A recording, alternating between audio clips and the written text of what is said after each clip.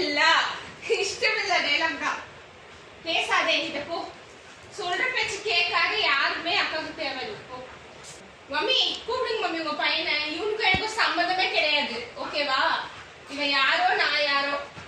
உன் கூட பேச விருப்பம் இல்லை. போ போ.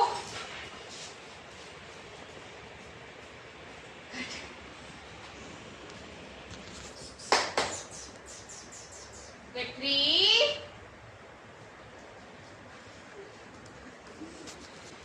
என்ன இவனை நான் வச்சுக்கிறேன்.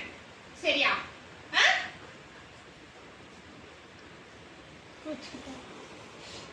சரி சாரி. Okay okay okay 1 2